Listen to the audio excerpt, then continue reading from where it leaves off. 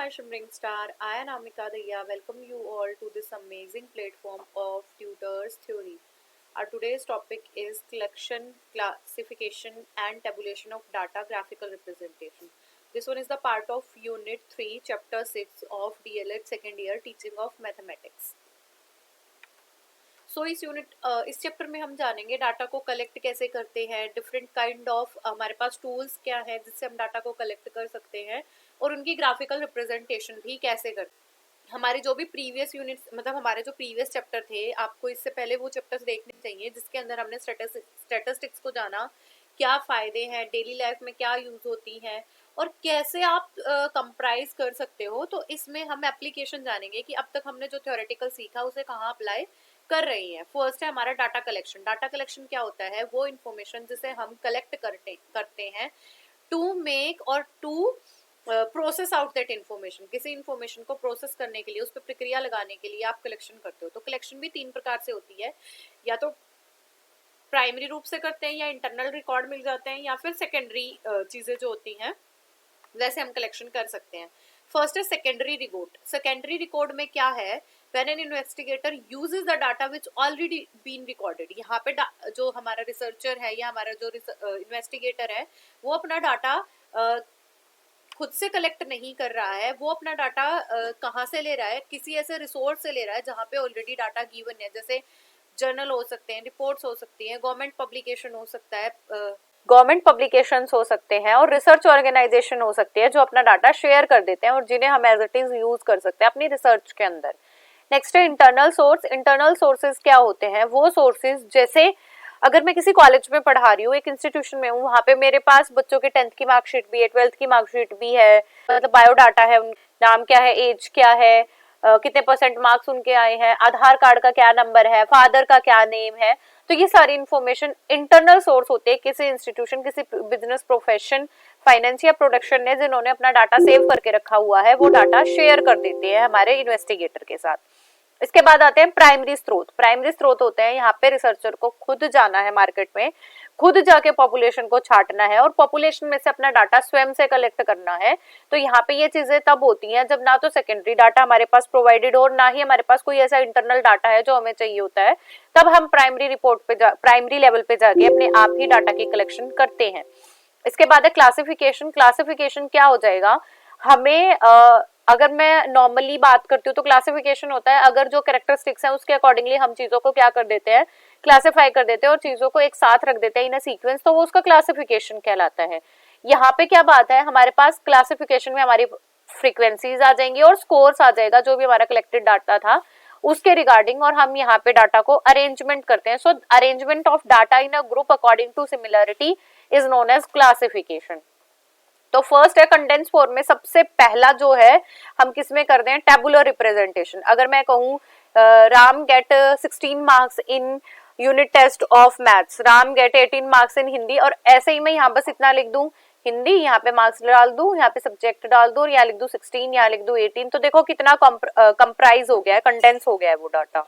Next है explain the affinities and diversity. Affinities होती है जब हम कैरेक्टरिस्टिक जानने की कोशिश करते हैं, किसी चीज की समानताएं जानते हैं और इक्वालिटी जानने की कोशिश करते हैं, और डाइवर्सिटी होती है जब हम उसी चीज के डिफरेंट पहलुओं को देखते हैं कि क्या ऐसी ऐसी चीजें हैं जो उस चीज को पूरी क्वालिटी दे रही है। उसके बाद है facilitating comparisons. If we have two और मोर थिंग्स, तो हम उनमें कंपेयर कर सकते हैं कि क्या हुआ, कैसे हुआ, कितनी उनमें सिमिलैरिटी है या कितने डिफरेंसेस हैं। इसके बाद है क्लासिफिकेशन में भी qualitative and quantitative. Qualitative the things which can not be measured in a data form, and quantitative होते हैं जिन्हें आप डाटा फॉर्म में कर सकते हो। क्वालिटेटिव में जैसे आ जाएगा हमारा कलर, ठीक है, कलर आ जाएगा, ऑनेस्टी आ जाएगी, ये सारी हमारी क्वालिटेटिव है जिन्हें आप मेजर नहीं कर सकते हो। मैं कहूँ कि मैं 100% ऑनेस्ट हूँ, तो ये क्या है? ऐसा हमने रिकॉर्ड थोड़ी ना किया, हमने कोई पैरामीटर नहीं हमें जिसे नाप सकते हैं। अगर मैं ये कहूँ कि मेरी हाइट इतनी है तो that is my quantitative data, and मैंने जैसे कहा कि आई एम वेरी ऑनेस्ट, तो ये मेरा क्वालिटेटिव हो जाएगा। नेक्स्ट है फ्रीक्वेंसी डिस्ट्रीब्यूशन। फ्रीक्वेंसी डिस्ट्रीब्यूशन ये है कि आपके पास जो भी फ्रीक्वेंसी है आप उन्हें अलग अलग फॉर्मेट में डिस्ट्रीब्यूट कर सकते हो। अगर हमारे पास रेक्टेंगुलर फॉर्म है तो वो बार ग्राफ कहलाता है with the some separation of distance. अगर वो हमारे ग्रुप्ड हैं तो वो हिस्टोग्राम में दिखाए जाते हैं, पाई चार्ट होता है, ऐसे ही हिस्टोग्राम्स भी होते हैं हमारे पास। सो अगर क्लियर पिक्चर हमें बनानी है उस कोर्स की और रॉ डाटा को ऑर्गेनाइज करना है तो इसके लिए हमारे पास नंबर ऑफ केसेस है जिसमें हम अपना फ्रीक्वेंसी डिस्ट्रीब्यूशन बता सकते हैं। तो हम वन बाय वन करके देखेंगे कि हम अपने डाटा की स्टेटिस्टिक्स को कैसे डिवीजन दे सकते हैं। फर्स्ट है frequency distribution can be with ungrouped data. जब आपके पास डाटा ग्रुप में नहीं है, जैसे ग्रुप डाटा में हो जाएगा 10 to 20, 0 to 10, 20 to 30, this one is a group data जहां पे आपके पास दो लिमिट्स आ रही हैं। यहाँ पे अनग्रुप्ड है, जैसे मैंने कहा 1 के लिए फ्रीक्वेंसी 4 है, 2 के लिए 3 है, so this one is a ungrouped data. And grouped data में आ जाएगा 0 to 10, 10 to 20, 20 to 30। यहाँ पे आपने टैली मार्क्स लिख दिए, यहाँ पे टोटल मार्क्स लिख दिए, तो विड्थ क्या हो जाएगी 0 to 10, that means 10 is the width of our age group और आर क्लासिफिकेशन। अब नेक्स्ट है टाइप्स ऑफ क्लासिफिकेशन, कितने प्रकार की जो क्लासिफिकेशन होती है। फर्स्ट है ज्योग्राफिकल क्लासिफिकेशन। ज्योग्राफिकल क्लासिफिकेशन हो गई that basis on the locality of the people, या वो जहाँ पे रहते हैं उनके ज्योग्राफी पे डिपेंड करती है। जैसे मैं व्हीट प्रोडक्शन की बात करने लग जाऊं, मैं कंपैरिजन करूं कि हरियाणा में कितना व्हीट प्रोडक्शन होता है, पंजाब में कितना होता है, यूपी में कितना होता है, तो this type of data is totally depend on the geography of that location, that is known as geographical data. जैसे यहाँ पे गिवन है, यहाँ पे कोई भी हम कंपोनेंट ले सकते हैं और अलग अलग रीजंस दिए हुए हैं कि ये वर्ल्ड है, ये यूरोप है, ये बेल्जियम है, ये जर्मनी है, नॉर्थ, इनमें कैसे वो डाटा डिस्ट्रीब्यूट हो रखा है या क्या कितने % वो डाटा पाया जाता है। नेक्स्ट आता है हमारा क्रोनोलॉजिकल। क्रोनोलॉजिकल में क्या होता है, क्रोनोलॉजिकल में है क्रोनो मतलब काल से डिपेंडेंस चली आ रही है कि 2001 में क्या पॉपुलेशन थी, 2011 में क्या हुई, 2022 10 साल बाद, सॉरी 2021 में कितनी होगी, 2031 में कितनी होगी। ऐसे ही जब हम किसी चीज को टाइम पीरियड के ऊपर जान रहे हैं, क्लासिफाई कर रहे हैं, तो वो मेरा क्रोनोलॉजिकल ऑर्डर होता है। और रिवर्स ऑर्डर भी यूज किया जा सकता है अगर हमें डेवलपमेंट देखनी है on respect to time. Next है पॉपुलेशन ऑफ इंडिया। जैसे मैंने अभी बात करी 1951 में कितनी थी, करोड़ में बात हो रही है, 61 में, 71 में, 81 में और 1991 में। तो ये क्रोनोलॉजी है, मैंने समय के साथ चली हूँ, हर 10 ईयर्स में, हर डिकेड्स में हमने वो रिकॉर्डिंग की है। नेक्स्ट है qualitative classification, the classification which is depend on the quality of that person या quality of that data, like colour of the hair, literacy, religion, ये सारी चीजें जिसे आप मार्क नहीं कर सकते हो, आप बता नहीं कर सकते हो। जैसे मैंने ऑनेस्टी बोला, ट्रूथफुलनेस बोला, so this type of classification is known as qualitative classification. Like this is the population, ये अर्बन है, ये विलेज के, यहाँ पे मेल कितने हैं, फीमेल कितने हैं, तो ये क्लासिफिकेशन मेरी कैसी हो जाएगी, क्वालिटेटिव। नेक्स्ट आती है quantitative. Quantitative classification in which the characteristic totally depend on the numeric figure, जिसके ऊपर हमारी पूरी क्लासिफिकेशन किसी न्यूमेरिक फिगर पे डिपेंड करती है, वो मेरी क्लासिफिकेशन क्वांटिटेटिव हो जाती है। जैसे वेट हो गया और कितने बच्चों का, तो ये सब बता दिया, तो ये मेरी कैसी क्लासिफिकेशन है, quantitative. So basis of classification में हमने ज्योग्राफिकल पढ़ा, क्रोनोलॉजिकल पढ़ा, क्वालिटेटिव पढ़ा, क्वांटिटेटिव। क्वालिटेटिव के दो पार्ट है, सिंपल क्लासिफिकेशन जैसे एज, जेंडर, इनके बारे में जान ले। मैनीफोल्ड क्लासिफिकेशन होते हैं जिसके अंदर और फोल्ड भी है। मान लो मैंने फीमेल की बात करी तो उसके अंदर मुझे और भी क्लासिफिकेशन देखनी है कि दैट इज वर्किंग और नॉन वर्किंग, तो इस टाइप की क्लासिफिकेशन मैनीफोल्ड कहलाती है। नेक्स्ट आता है टेबुलेशन। किसी चीज को समराइज या कंसाइज या प्रिसाइज करने के लिए जो भी हम फॉर्मेट यूज करते हैं in the table form which is made up of the horizontal and vertical columns, that is known as tabulation. So a table is a systematic arrangement of statistical data in the column and row, जिसके अंदर आपके पास रो हो और column हो, उस data की representation हमारी table कहलाती है। रो आर हॉरिजॉन्टल, जो हॉरिजॉन्टल ये हैं, ये रो हैं, and columns are vertical. So parts of table क्या हो जाएंगे, सबसे पहला है टेबल नंबर। जैसे मान लो मैंने ये टेबल बना दिया यहाँ पे, तो मैं उसे, अगर मैं थर्ड यूनिट की बात कर रही हूँ तो मैंने इसे नाम दे दिया 3.6.1, क्योंकि 6th चैप्टर हमारा। ऐसे ही नेक्स्ट चैप्टर टेबल बना दी मैंने तो 3.6.3, ऐसे टेबल का नंबर देना है। टाइटल ऑफ द टेबल, क्यों टेबल बनी है, क्या उसकी डिस्क्रिप्शन है वो बतानी है। कैप्शन भी डाल सकते हो आप कि उसकी डिस्क्रिप्शन थोड़ी सी हमें एलैबोरेट करके डाल दे। स्टब्स होते हैं, स्टब्स क्या होते हैं, जो हमारे रो और कॉलम है ना, उनकी भी डिस्क्रिप्शन साइड में लिखी हो तो वो मेरी स्टब कहलाएगी। That is not the heading, this is the stub, जिसमें आप थोड़ी सी डिस्क्रिप्शन और दे रहे हो। नेक्स्ट है body of the table. Body of the table में पूरी डिस्क्रिप्शन आ जाएगी कि आपकी क्या प्रेजेंटेशन आपने दी है।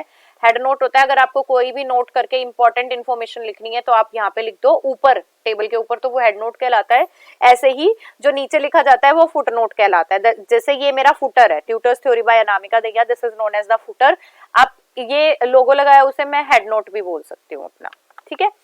So this is the illustration of table. यहाँ पे टेबल नंबर आ जाएगा, यहाँ पे टाइटल आ जाएगा, ये सब हेडिंग्स हैं, कैप्शंस हैं, स्टब एंट्रीज यहाँ पे आ जाएगी, ये पूरी मेन बॉडी है, ये सोर्स नोट और ये फुट नोट हो जाएंगे।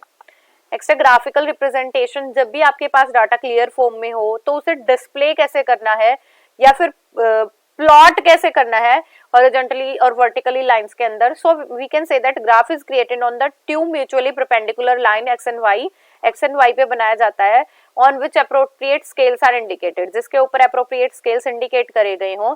These are different forms of diagram, bar graph, sub divided bar graph, multiple bar graph, pie graph, pictogram, histogram. These are the example of our graphical representation. This one is the bar graph, जिसके अंदर आपके पास horizontal line हो और rectangular line हो और rectangular line भी हमारे पास किसी सेम डिस्टेंस से बाइफरकेट की जाती हो, तो आप उसे बार ग्राफ बोलोगे, बार डायग्राम बोलोगे। नेक्स्ट आते हैं सब डिवाइडेड। सब डिवाइडेड का मतलब यहाँ पे भी डिवीजन हो रखी है कि इतने लोगों ने क्या खाया है, इतने ने फिर क्या खाया है, प्रोडक्शन कैसे हुई है, ये हमारा सब डिवाइडेड हो जाएगा। मल्टीपल, जब हम एक ग्राफ की जगह, हम जैसे ऑस्ट्रेलिया में 3 चीजों की बात करी मैंने, 2003, 2004 और 2005 में है, तो मेरा ये बार ग्राफ ही है। बार ग्राफ एक डिस्टेंस से है, हॉरिजॉन्टल लाइन भी है मेरे पास, वर्टिकल रेक्टेंगुलर लाइन भी है, बट हम एक ही साथ कई इंफॉर्मेशन शो कर रहे हैं। इसके बाद पाई डायग्राम क्या हो जाएगा, जिसमें हम सारे एंगल्स को, जहाँ सारी इंफॉर्मेशन को 360 डिग्री से में डिवाइड करके नोट कर लेते हैं, वो पाई डायग्राम होता है। इसके बाद हमारे पास पिक्टोग्राम्स में क्या होता है, जब भी आप किसी भी चीज को पिक्चर फॉर्म उसकी शो कर देते हो डाटा को शो करने के लिए, that is known as pictogram. This is the example of pictogram. This is all about our today's class, और इसमें हमने क्लासिफिकेशन, ग्राफिकल रिप्रेजेंटेशन जाना और कैसे टेबल क्या होती है, क्या क्या उसकी इंपॉर्टेंट चीजें हैं और कैसे आप टेबुलर फॉर्म में रखते हो। तो ये सारी चीजें हमारी स्टैटिस्टिक्स में काम आती हैं, डाटा को समराइज और प्रिसाइज करने के लिए और डाटा को बहुत अच्छे से शो करने के लिए। So it is all about our today's topic. Keep going, keep growing and keep learning my dear students.